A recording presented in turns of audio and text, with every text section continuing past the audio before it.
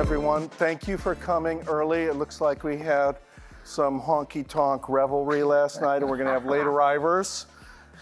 We can't wait for the late arrivers because we have a lot to cover. It's a 10 pounds and a 5-pound bag session, one of John Galante's specialties, covering the big 12 applications, surging and emerging applications, right? So there's 12 of them. We're going to try to get through all 12. We can't promise that we will, but we are going to give it our best shot.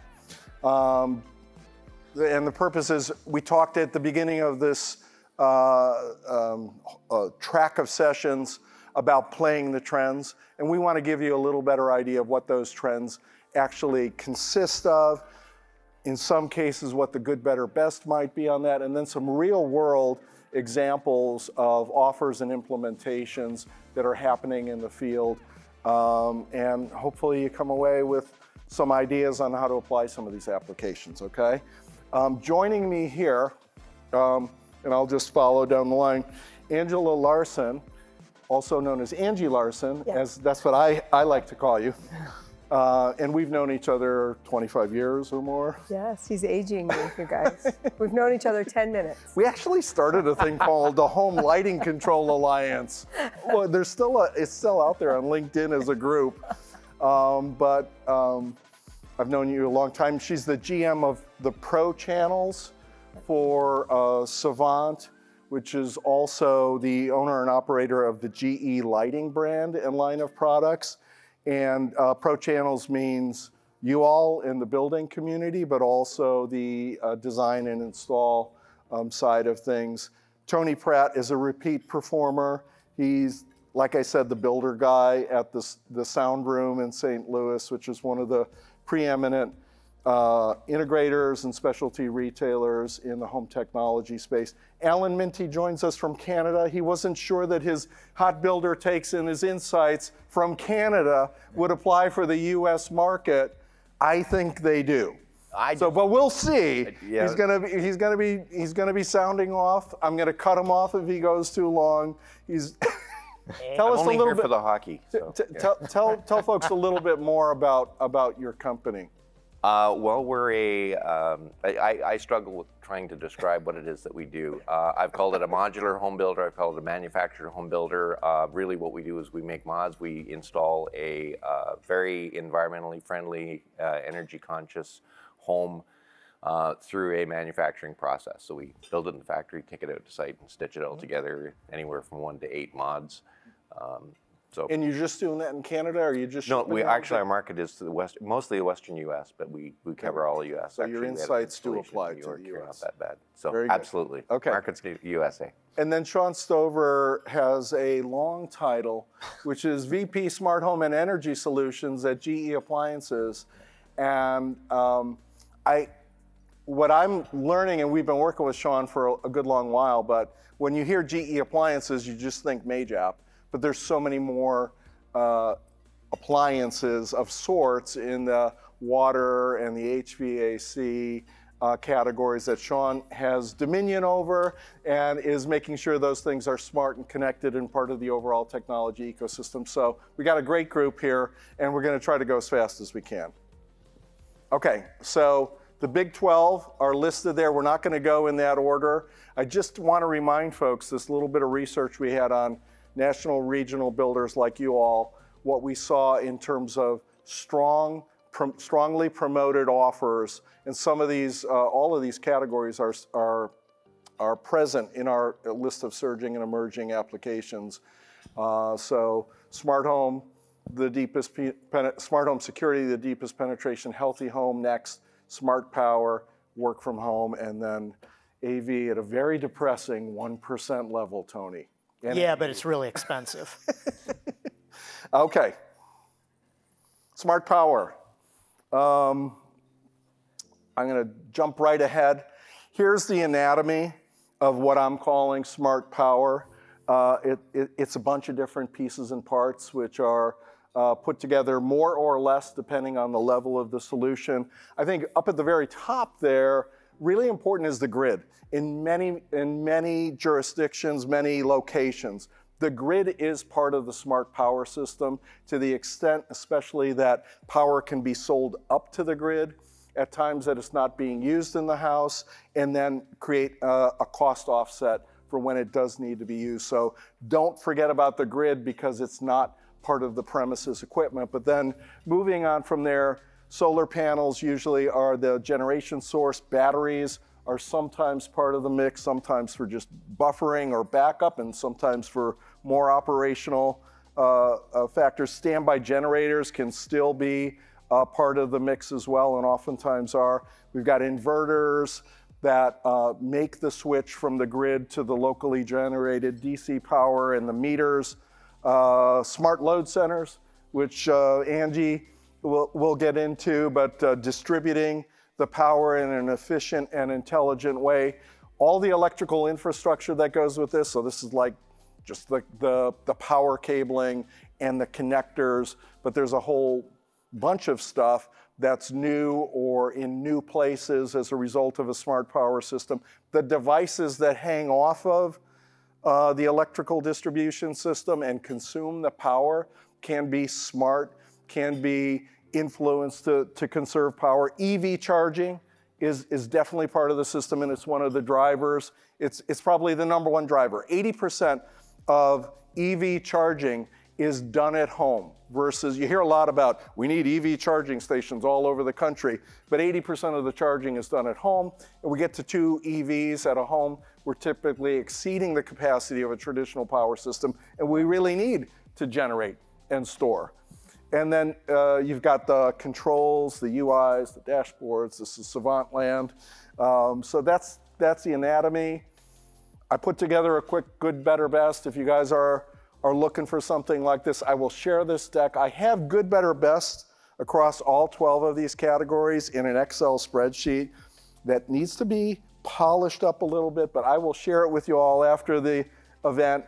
And then we've got this power guide that we did with Schumacher, and Schumacher's collaborated with Savant on an EV charger, but we kind of mapped out from a consumer perspective a good, better, best called Simple Solution, Future Ready, Ultimate System Solution, and even did some of the costing and savings work on that. But this is a coming category. It's kind of a whole brand new area of opportunity for builders. We're still in the storming and forming phase, but really important and on the come because we are changing the kind of energy and the way we consume energy in this country. Health and wellness at home.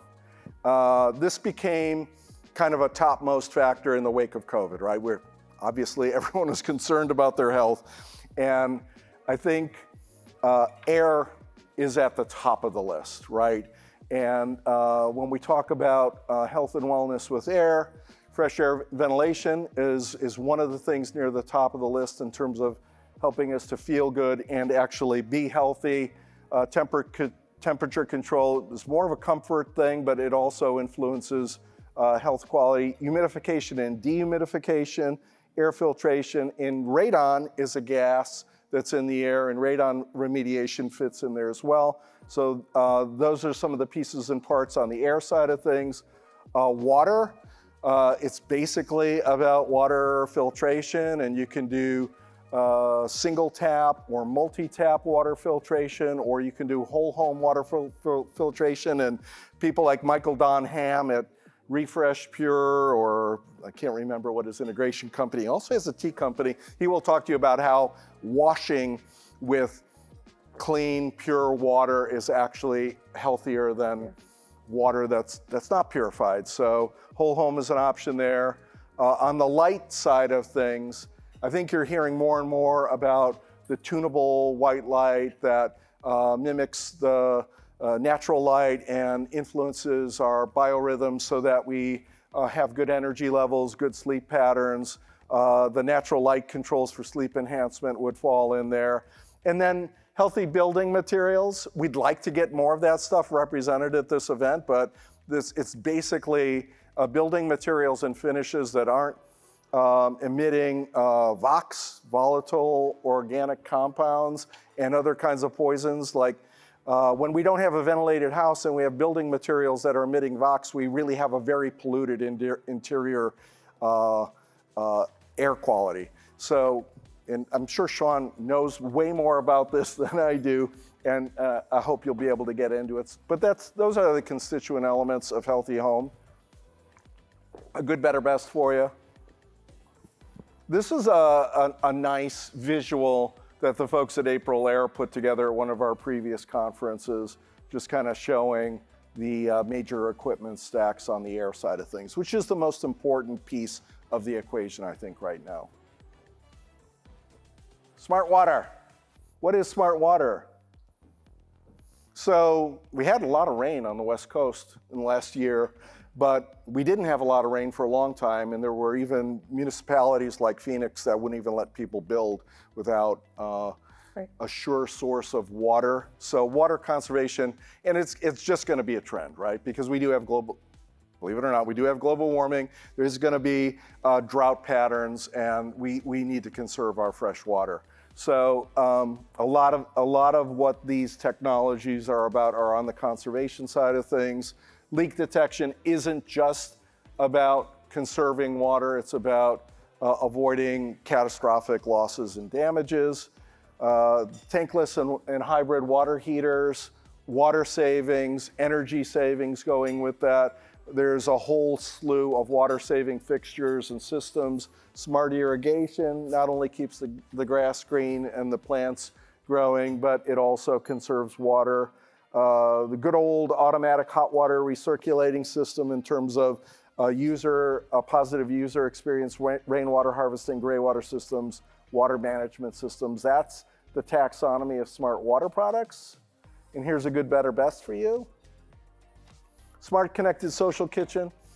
I think this is a figment of my imagination. I'm calling it a trend, but sometimes figments of my imagination become trends. Right. So you're going to talk about a lot of smart connected appliances, but this is really also about the information technology, the audio visual technologies that can make the kitchen kind of a social media hub, and that's for incoming, because there's so much information and advice and resources for cooking in the kitchen that's out there. And it's for outgoing, in terms of sharing what you're doing, what's happening in a kitchen, either to other places within the house or outside of the house. So I'm gonna keep banging my head against the wall on this one.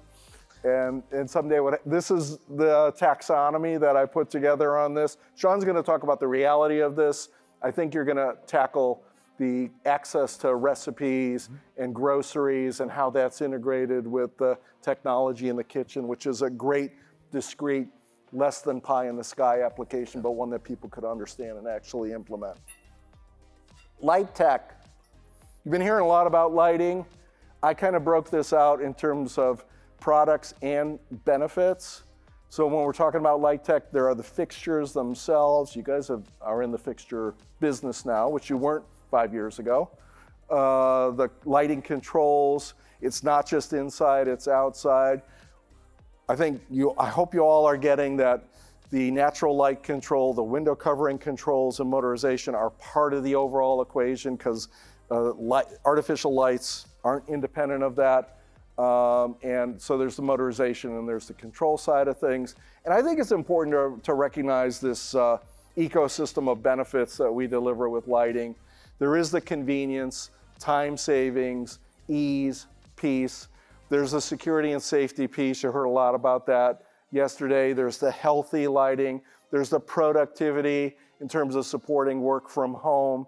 There is definitely the aesthetics and mood setting and the energy conservation. So it's important to think about that whole circle of benefits that you can deliver with lighting tech.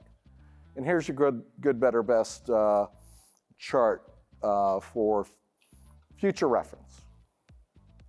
And that is it. And how did I do on time? Let's see, 8:25.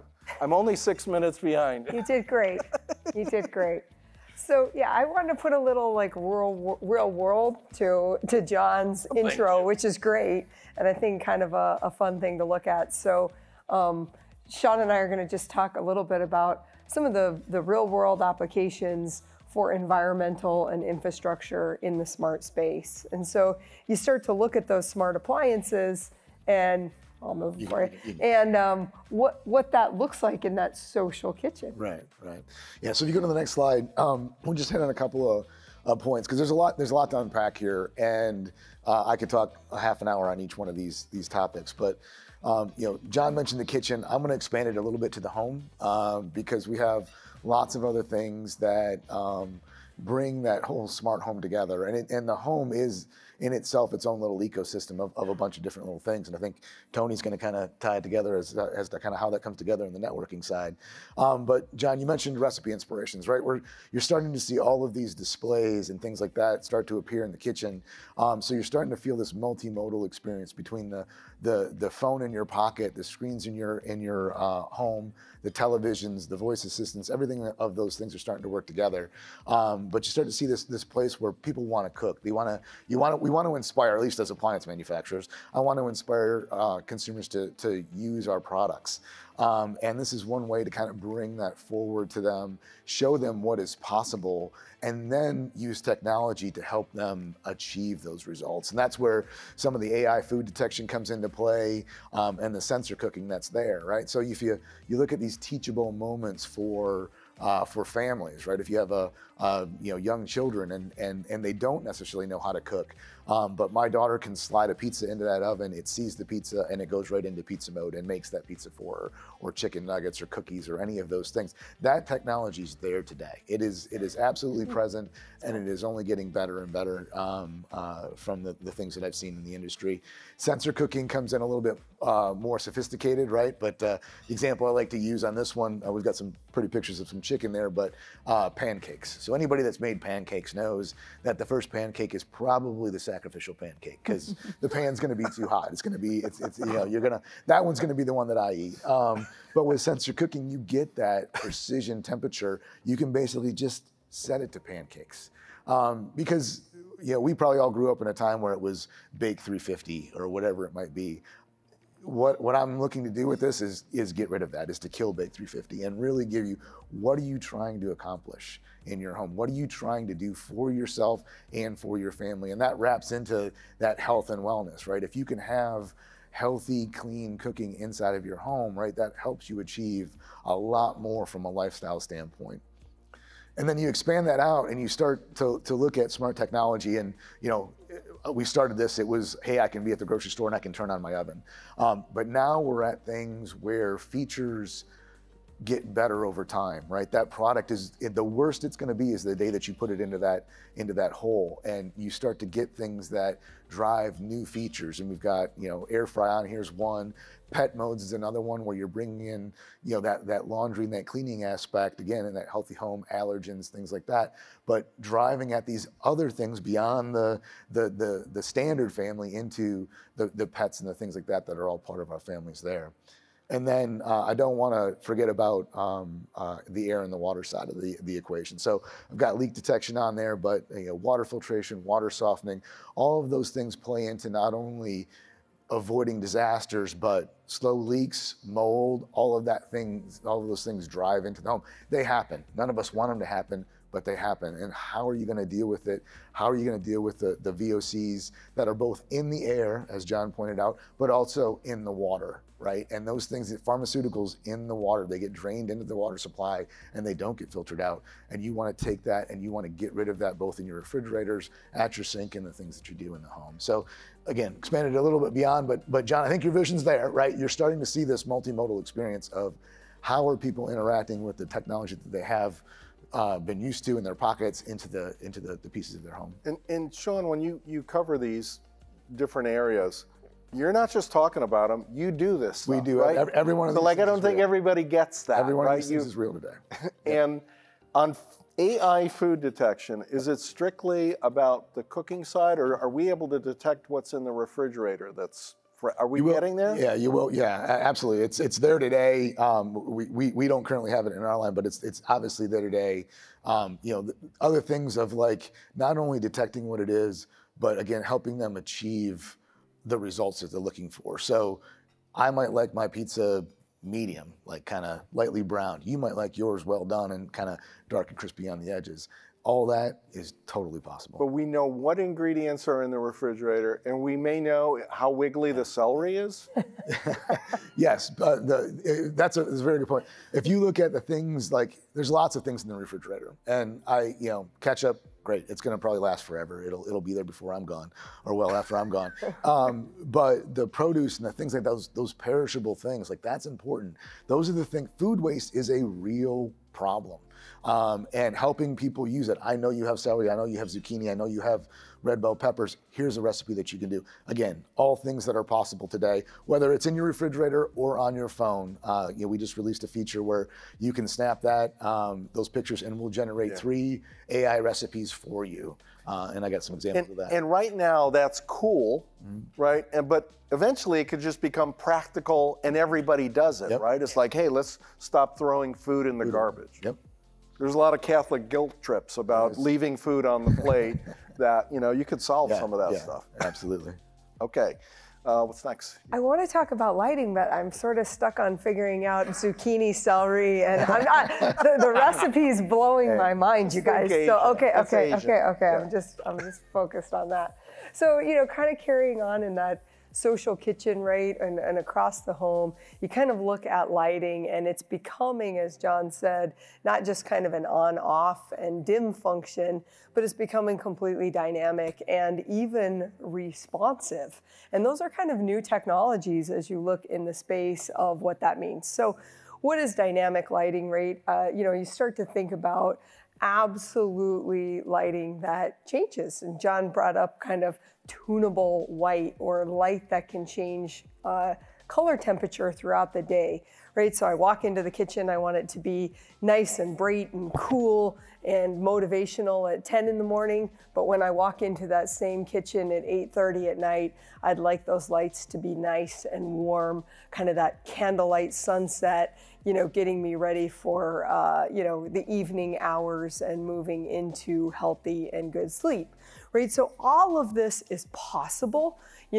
Being at the table here as part of Savant, this has been possible for a long time in the luxury space, right? But this is becoming a lot more possible and practical even in the production space, right? We have fixtures with GE lighting that do this that start at less than $20, right? And so you start to see practicality coming into the space saying, okay, I can do a primary suite or I can do a kitchen and have this kind of technology for a fairly minor upgrade into the home and be able to offer these types of things. So you start to see that kind of healthy living and that dynamic lighting, right? Here's a great example of what the kitchen can look like, right, as you're moving throughout the day and changing those types of color temperatures. This warms it right up, right? This not only changes how you feel when you walk into the kitchen, but just that general overall space, and it changes in the mood. And that's a really cool thing to do. So like John said, lighting is a lot of different things. He had the nice chart with all the fun circles, right? But it's a lot of different things. It's controlling the natural light. Shades are becoming, again, much more sophisticated. You can do a lot more with retrofit. You can do a lot more with batteries. You can do a lot more kind of in the construction cycle to make motorized shading affordable and all those pieces. So I think that lighting space is really interesting. And I just want to say the word responsive again, right? In the audio, video, entertainment side, you start to actually see lighting respond to things like music and video, and you actually see that atmospheric change with the lighting. That's very cool. And again, very affordable for your clients to be able to have those types of really great experiences on the lighting side. Let me just interrupt you for 1 second. It's just like one of the themes that's emerging for me is this idea of using technology to influence moods and sense of well-being, which I don't think we were there on that stuff. It was like convenience, control. Now we're really having more of an effect on the human being. We're working towards those effects with the technology, right? Oh, yeah, absolutely. And even in the generational response, right? The building that you're doing, right? We can work through all of that in the lighting space, and that becomes, you know, really key. Yep. You know, and lighting ties right into power, right? And so, you know, I think you got to think of any kind of home that you're building, any kind of smart activity that you're doing in the home. I think the idea of a smart home is always evolving, and I think it started in the entertainment sector, and entertainment was a cool part of the smart home, but it's continued to Still is. grow. Yeah, it continues to grow and change and all those things, and now you got to start thinking about things like the smart infrastructure of the home, and that's got appliances, that's got lighting, that's got climate, and it's got power, right? And you got to start thinking about what is happening in the home. So I did a little bit of what's the power picture, right, in the home, and we don't have to read all these statistics out loud by any means, but I want you to look at some of these things as you think about the smart power picture. You're going to think about clean energy. You're going to think about energy security, right? Do I feel like I have security of energy in that home? Am I thinking about sustainability, right? And how do I think about those different types of things? You know, one of the things that's amazing to me on the smart power side is, as John's saying, things move quickly. You know, 10 years ago, we wouldn't have been sitting here talking about choice of power sources in the home, right? You either had power from the grid or you didn't. Yep. It was pretty simple, right? It's a very simple thing. You either had power or you didn't, right? And there's a lot of changes happening right now, and I just want you to think about some of the power sources available today. Right now, I've got all these different opportunities as a homeowner to have different types of power sources, right? I can have an automatic generator, I can have battery, I can have all these different sources, right? And think about the future of the EV industry, or perhaps that car, you know, is also powering the home, right? Think about those kinds of future things. I think today, as we sit here in this conference, we're thinking about, man, how do I have a service size big enough in the home to charge the electric vehicle? That is one thought process that we all have to have today, but you have to think about the next step of that is, well, wow, what would happen if that vehicle could power the home, right? And how do we get ahead of that and involved in that? Yeah, and AI is going to help us do that stuff, right? It's going to know where the power is and how we can get it to the place where it's needed most efficiently. Well, absolutely, and I think that, you know, this is where kind of that smart technology takes place, because with choice, which is awesome, also comes complexity, yes, right? And so just like anything with choice of entertainment, with choice of streaming, with all these choices comes, how do I manage and deal with this, right? I think some builders out there thinking it's like, oh, I know that's happening somewhere in the country, but it's not happening where I am. And go ahead. I have a little comment on this because in St. Louis, we're one of the most regulated construction markets in the country. You cannot build a house in the city of St. Louis without having all of this prepped and ready to go. Yeah. It is code. You don't have a choice, you're putting it in. So if you think it's not coming to my market, you're absolutely wrong. Yeah. It will. Well, I think in a way that's a driver, but it's also part of the problem, is some people think it's dependent on tax rebates and code-driven stuff, when this is just a trend, right? Because there are going to be more EVs, a lot more EVs out there, and they are going to need power, and the grid's not going to do it. And the stuff from the grid's going to become more expensive, and gas prices will spike someday. So this is about, you know, it's an economic equation that is going to wash over the whole country. So you either get in, start working on it now, or you fall behind the curve. Well, for sure, and what's happening today, you know, some of the pain that I see out in your faces, right, is what's happening right now is we're just accommodating this by driving up service sizes, right? Oh, a 200 amp home's now a 400 amp home, and we're driving up those things, but that is not the long-term path here, right? So we're doing some very sort of short-term things to accommodate this, but we have got to make the changes as technology professionals and other things to really drive this. So, like we said, this is happening now, and how do we accommodate for being able to see, what power am I consuming? What power am I producing? How can I maximize that? And seeing all these things in one view. So we've got a lot of cool partnerships out in the industry, GE Appliances, GE Lighting, and Savant. We're doing a lot of cool things together to kind of bring these things as an ecosystem. Right. Yeah. This is one that you can't do it alone, right? This is an absolute ecosystem. There's not, Angie can't do it herself. I can't do it herself. Tony can't do it himself.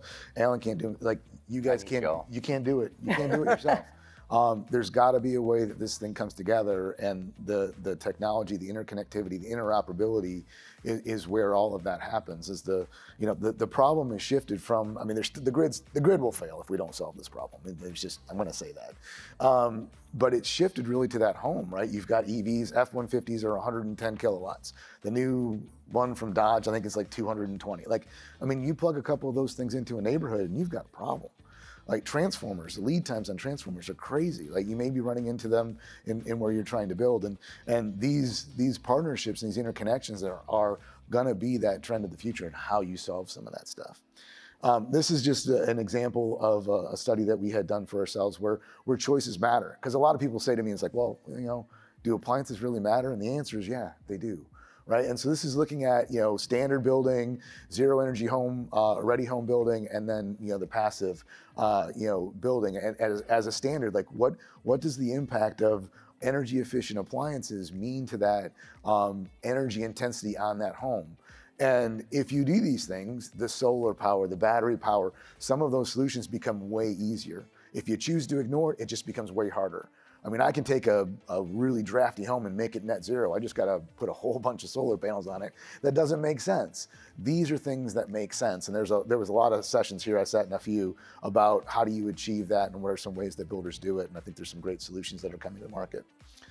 This is one example. Again, this is an example of the partnership that we've done with Savant, of just really kind of how this stuff comes together. So this is our EcoBalance system that we launched. You see the Savant power generation side, you see the appliances there, and we're really bringing those two things together, allowing them to interoperate between our two systems to be able to move and shift that energy inside of the home, as well as participate in some of the grid activities that are out there. So that implementation is done, and this is available today for builders? Yeah, we announced it at the International Builder Show back in February, and this way back in February. Way back. So this will be, I think, the obsolete stuff. The integration, the first phase of integration will be done in June 14th is when we're June 14th? June 14th. On Flag Day? On Flag Day. All right. Okay. All right. Flag Day in America, I'm sorry. And then this is Do you have a Flag Day? We have flags. When is it? No, we have flags. Okay. They're all over the place. We just don't celebrate them on a day. And then this is just another look at, again, those pieces inside of the home and that infrastructure that's there. It's really set up for Tony. As we're looking at that networking system that's inside the home and the importance of what that looks like and how these things interoperate together. But that again is the wave of the future and where things are going to go. You know what, Alan? Yes, it's sir. your turn for your hot takes. My hot takes. Oh boy, here we go. I came to this industry about 18 months ago, and previous to that, I was in the energy business. And actually, where I come from is, a major source of energy in North America, and so energy is near and dear to my heart. And actually, when I first started working, I was in the water business, and as a water planner, and so keenly aware of the water issues. Number one is that it's you have too much when you want it, and you have too little of it. Too little when you want it, and too much when you don't want it. It's never there, and being very convenient. And I think a lot of these themes are appropriate to the homes themselves. And at Devel, a lot of these topics are things that we've talked about, have implemented, and sourcing these particular products and technologies, and trying to maintain a balance of what that lifestyle is with the energy use or water use or whatever resource use it is keenly important to us. It was interesting, the conversation about the EV vehicles as the source of battery power. All of our homes are electric as an example, and so we have no natural gas in there, and despite the fact natural gas can be a source of electricity further up in the grid, but at the home level, particularly if you're off grid, utilizing those EV vehicles if they're available, or at least having them wired to be ready for that is something that that we have done and made certain steps towards. Not hugely adopted, but it's there. There was a comment about the appliances. I'm really curious about how we're going to manage it if I like my pizza well done and you don't, and we only have one pizza. Well, It's like half pepperoni, half sausage. Is Zero-banded convection. Very, very specific, camera operated. There we go. Zucchini on one side, celery on the Extra other. burner. Yeah, and so really, really cool technologies, and it comes to your lifestyle and minimizing what it is that you use. So it's a conservation methodology. I think a lot of these technologies are there to support the end user, i.e. the homeowner, home occupier, to leverage these technologies to actually adopt and being able to relatively easily have a more conservative energy portfolio that they're using, and whether that's in the form of food, or whether it's in the form of actual electricity being consumed, or whether that's being transferred into the air temperature and air quality aspects of their lifestyle and their home. It doesn't really matter. It's a question of being able to have the technologies there, and then I'll take a page out of Apple's marketing book, and that is that it has to be usable by the consumer.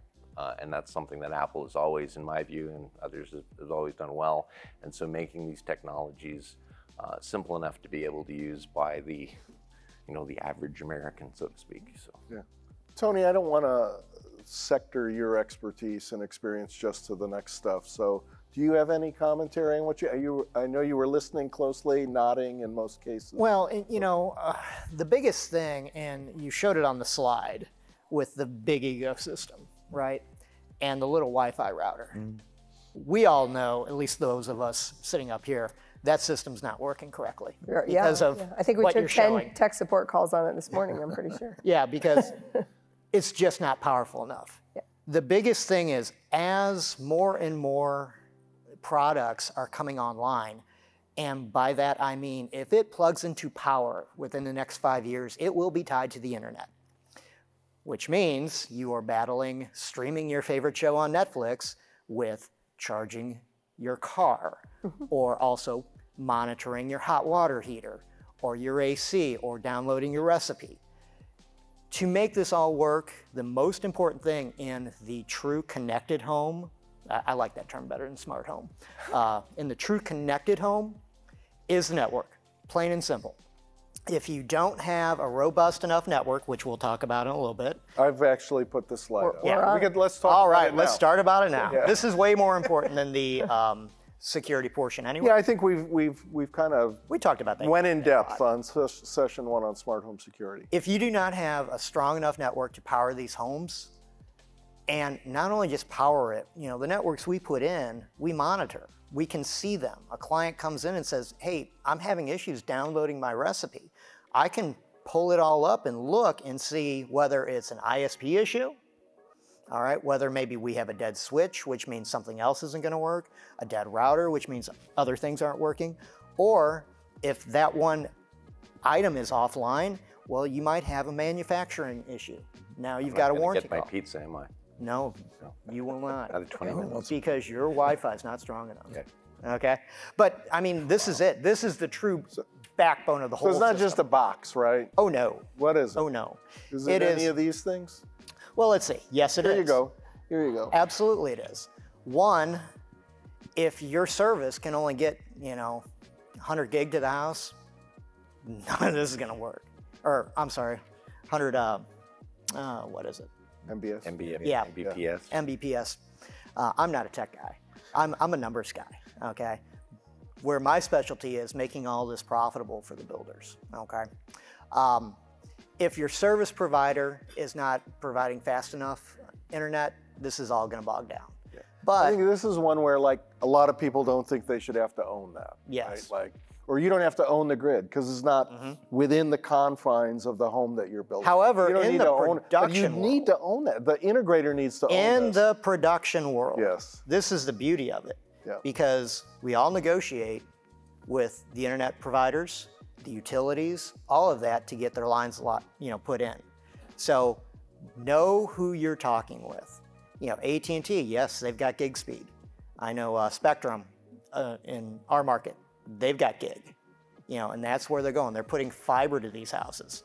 They have to put fiber to these houses because it's the only way to power the home, the connected home of the future, and really the connected home of the right now. All right. So this is something that the builder has control of because they are doing subdivisions. All right. And it can't all be wireless, right?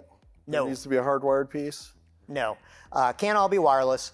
Now, what we do is we put in, wireless access points. We heat map houses, make sure it's all covered. We also ask the question, are you trying to have any kind of outdoor living?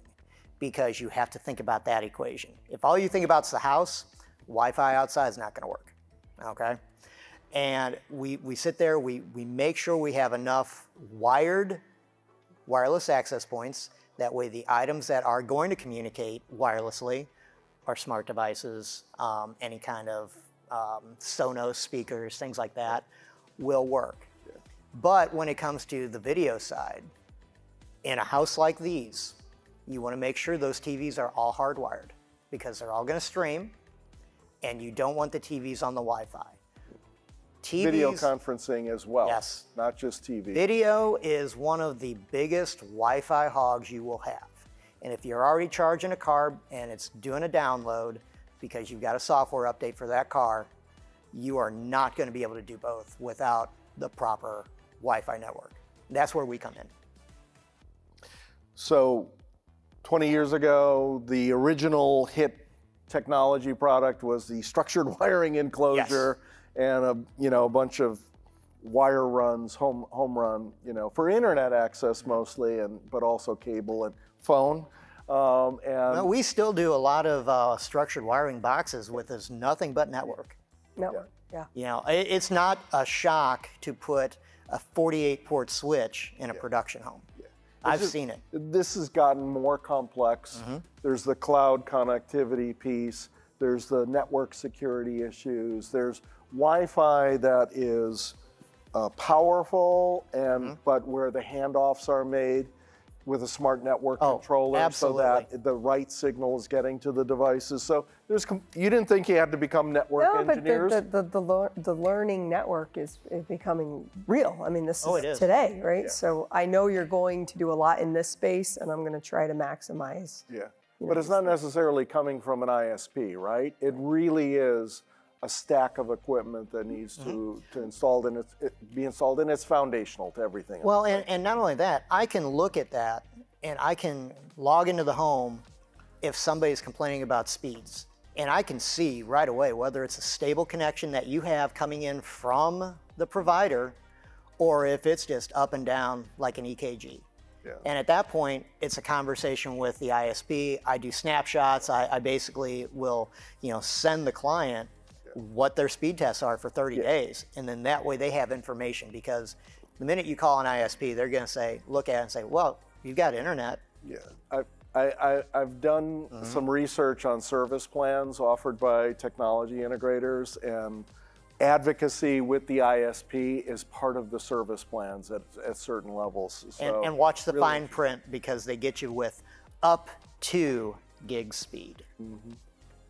They won't guarantee it. But there's an infrastructure question here, and we're talking about a lot of energy-intensive applications in the homes for these things, and I mean, one of the things that I do want to make sure is that I'm mentioning our starting point is the conservation of use, not necessarily the availability and the batteries and all the rest of that kind of stuff.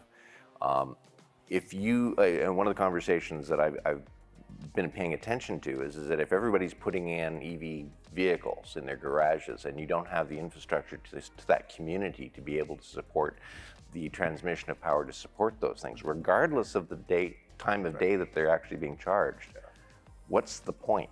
Because you can put it in and hope that they're going to get it to you later, kind of thing. So we've got a more broader systemic issue to be aware of. I'm not saying we're going to solve it, but we got to have more awareness about the wide area network services, and I'm not just talking about technology networking, Yeah. but the power is a network, wide area network service.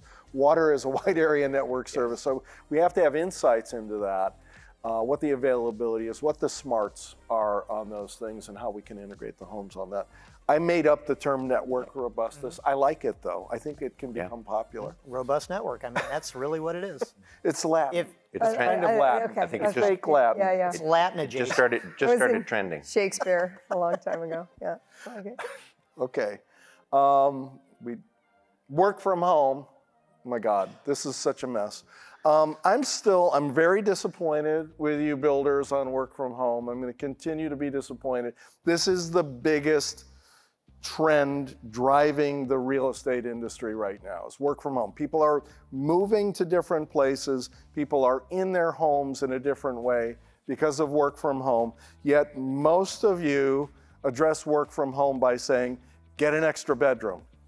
And we need to do better than that, right? We need, and it's a tricky one. You need fully merchandised solutions in your model homes on work from home so that this is a room that can win the sale for you. But if the buyer can envision a killer work from home experience, user experience, which, and let's, the elephant in the room is video conferencing. It's increasingly the way, whether it's office worker to office worker in the same company or salespeople presenting, this is an increasingly important mode. And that's got to be done well, and it's got to look good, just like if you're the IBM salesperson and you put your sport coat on before you get out of your car, you have to look good on these video conferencing places. And none of us are perfect. I've done video conferences with everybody here. There's some good ones. You're pretty good. You need a little bit of work. I need work. None of us are perfect. That's the pot calling the kettle black. But we should be enabling better image projection on video conferencing. So in addition to all of the technology stack and the built-in stuff and the furniture that goes with that, we also have more time being spent at home, this mood alteration stuff, and providing demarcation points between the work experience and just being at the home. And so we need to take better care of the air quality, et cetera, because of the amount of time that we're spending there. So this is a big, honkin' big ecosystem here. This is a honkin' big, good, better, best. You have to think beyond built-ins to the attachments. You could participate in the attachment selling too. This is one of the things that we're really promoting at this conference is you're a home builder, you're not a house builder. There's a lot of things that go into the house to make it a home, and you have an opportunity to mediate the presentation and sale of that and to profit from it. And this is a case where you can do that in terms of furniture and other device sales as well. There's one thing we should talk about in that. And on there, you've got acoustics and sound buffering. Yeah. There's an easy way to help soundproof an office area. We like to do it when we do home theaters, when they're trying to soundproof those. It's drywall slats. If you've ever seen them, they basically little metal slats that screw to the studs, screw to the trusses, and then the drywall screws to that versus the stud or truss or joist. What it does is it puts an air pocket in between the drywall and the wall. And we all know sound travels through drywall, hits the air pocket, and kind of dissipates. It doesn't go through the wall.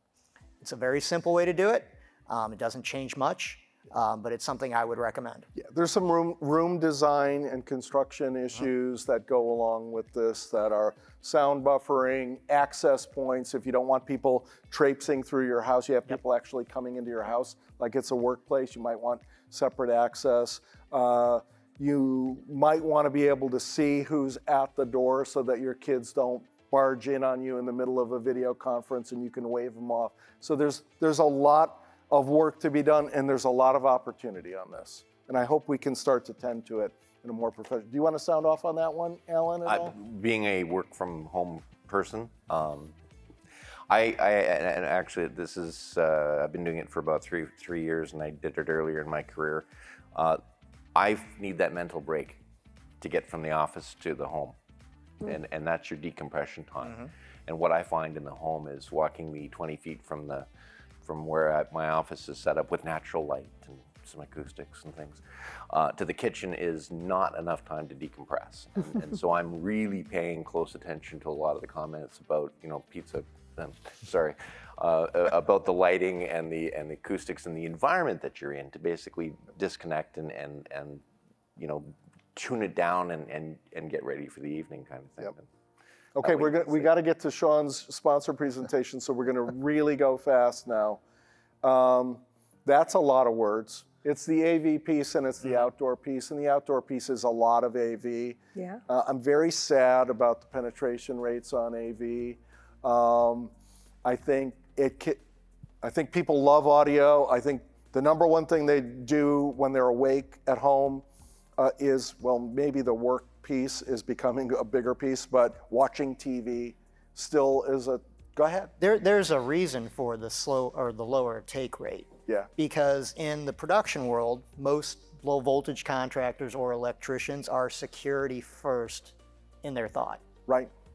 However, companies like mine, we are, both a retail electronics store, a custom integrator, and a low voltage provider, but we are, AV, focused. That's our first thing. So we have a lot higher rates. Yay. Anyway, it all depends on who your trade partner is. Yeah. Yes, it's very important to have proper AV. I guarantee you had a pair of, high-end speakers in that house, your decompression time would, drop dramatically because you'd be in a much better mood. No, I have studio speakers in my house. All right, there you go. Let's get those in your office. They are. I might never leave. But audio is the ultimate mood controller. Yeah. I mean, lighting and audio together, and everyone's used to higher quality audio, and then we go downgrade in the home where we're spending so much time. Oh, yeah. So we need to do a better job on that. But right? it all depends. It all comes down to your trade partners. If this is important to you, it'll be important to your trade partners. I'm very brand agnostic because I have different builders that want me to do different things. Great. You tell me what you as a builder want, what's your pain point, and then I will make that work on your time, on your schedule. That's my job. So I will give you all the advice I can of what's going to make your house better, but you're the ultimate decision makers. And if it's important to you, it's definitely important to me. Yeah. And I was talking with some audio video guys yesterday. We're doing these things called bowl sessions, and it's just like multi-room audio experience. Once you have that in your home, you don't want to go back. No. Right? And so these are things that people want and enjoy and become part of the pleasure that they experience in their homes. And find the right trade partners or the trade relationships so that you can deliver on them, because it's going to enhance their perception of the home's quality. Did you want to jump in, or did you, Shawn? I mean, I agree with you. I think a house is bought and sold. A home is where people live, and homes are what I hope you all are striving to build. And all of these things, I think, play into making that house into a home for the families that end up buying it. Yeah. I want to talk a little bit just about high performance AV zones, because we used to think high performance video and audio, critical listening, it goes in a dedicated home theater room. And like some people want those and some people don't. And more and more people are not that transfixed with the content that they want to solely focus on it on a dedicated room. It's in a multi-purpose room.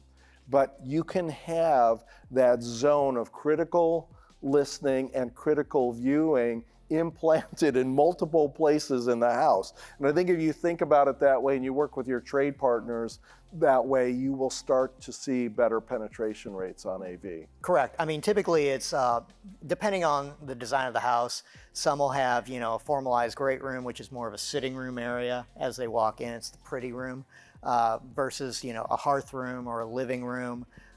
Those are main TV areas. That's where, even just upgrading to a sound bar can, better enhance the quality that they experience.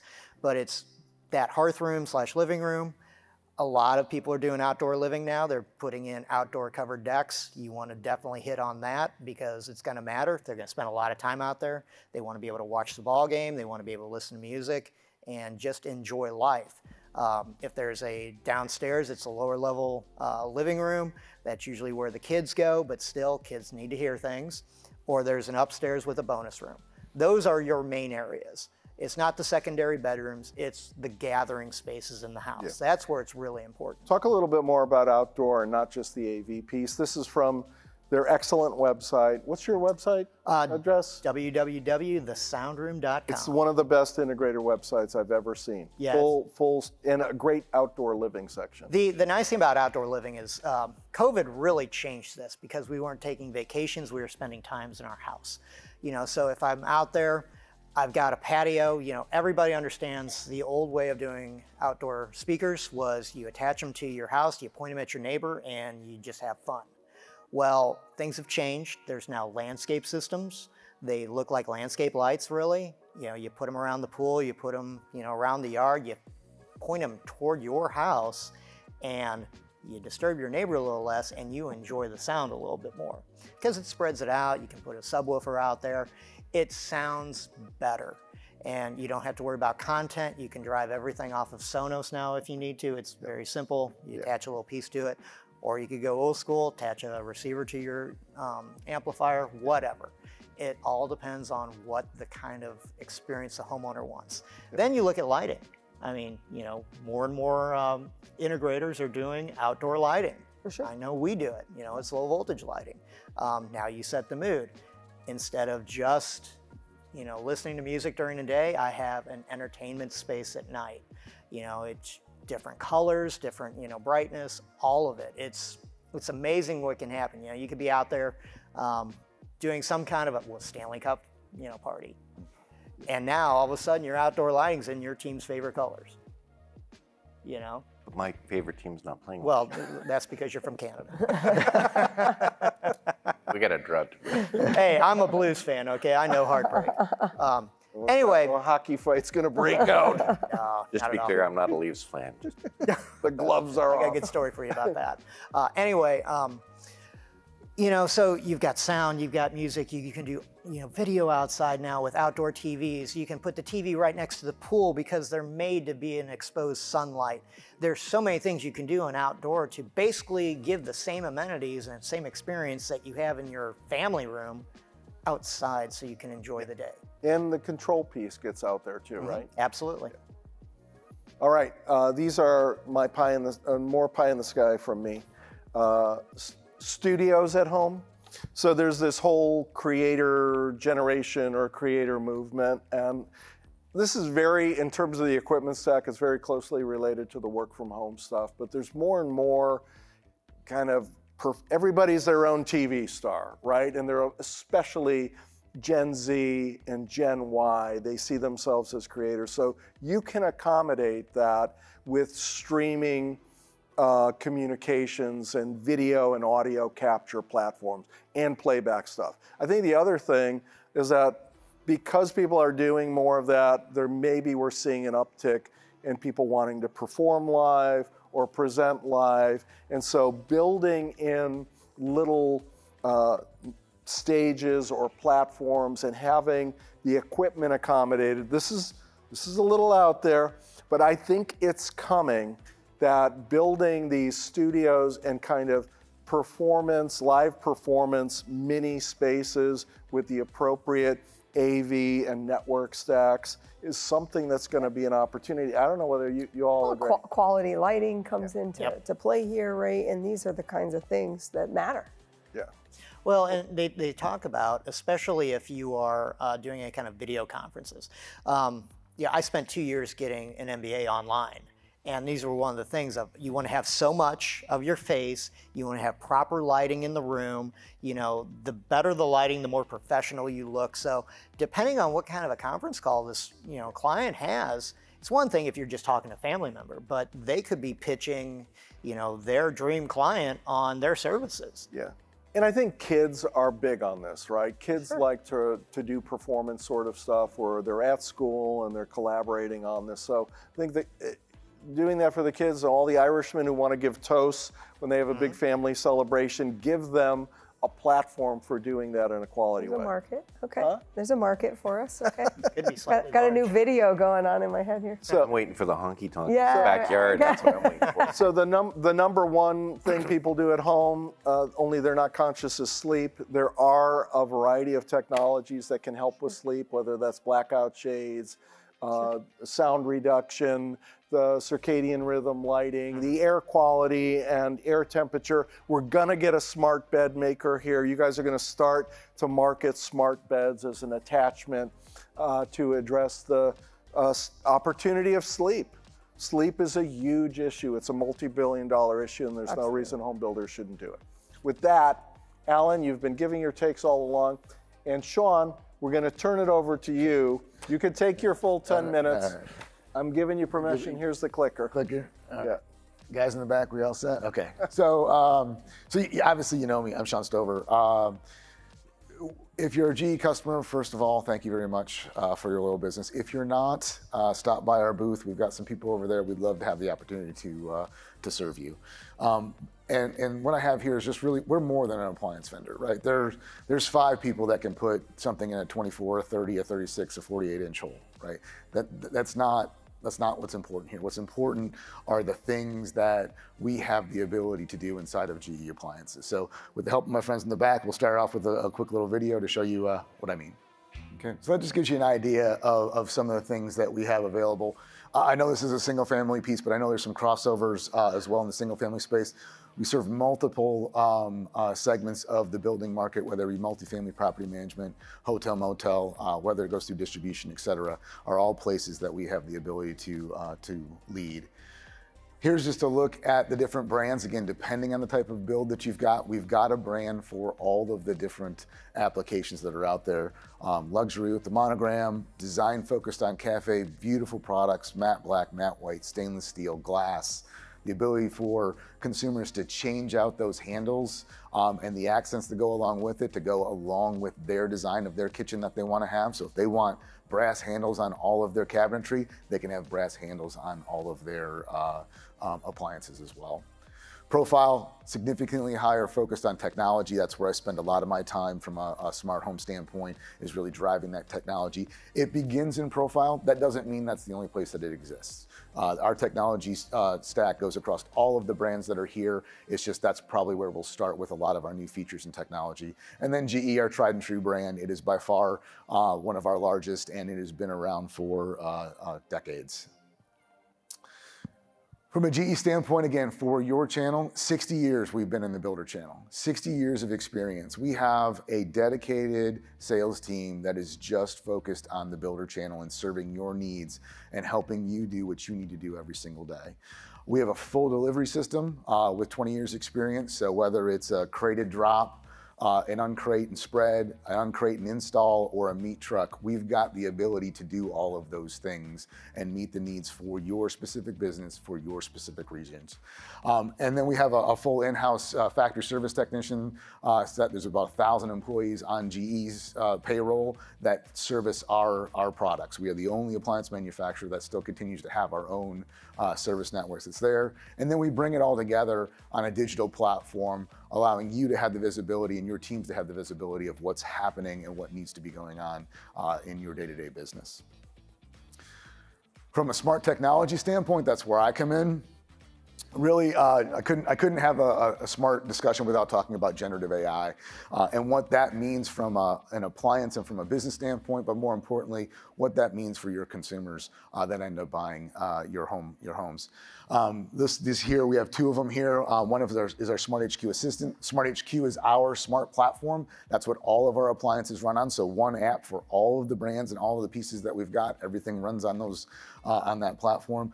The Assistant here is a generative AI tool that we we did with Google, and it's there. It's 24/7 for that homeowner, right? It's if they have a problem, they can type it in. It is conversational. They can ask questions, and we use that generative AI to basically handle those questions and deal with those things that the consumers are having troubles with. And then we have the ability to drive secondary actions as well, right? So if they have problems with their appliance, we can drive it right to scheduling service for them. They don't need to interact with your organization, and they don't necessarily need to interact directly with GE. They can do it through a conversational bot. And we've seen some great results out of that as far as people that don't want to make that call, don't want to send that email, but want to have that answer.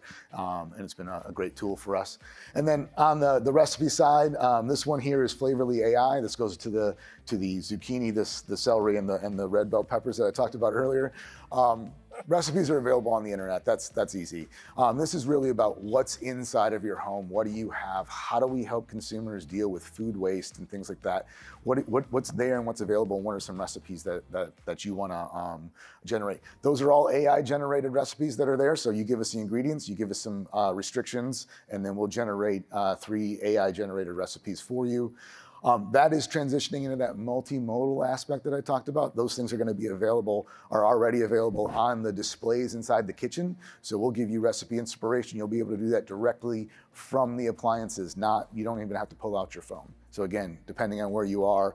And then we have 2 new product integrations that we've done that take it even a step further, that says you've seen that recipe, but I may not have all of those ingredients. I can then push them over to an Instacart or to a Kroger and actually fulfill that recipe for the consumer. So that whole journey of interconnectedness and really kind of having meeting that consumer where they are, when they are, and what they want to do is really where our generative AI tools are focused.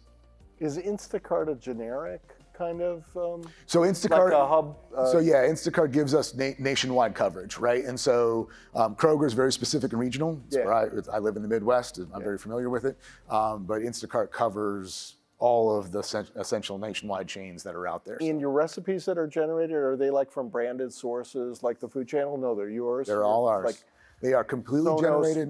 Music service of recipes. Yeah, they are completely generated by generative AI, as well as the images, all the directions, everything is generated by AI.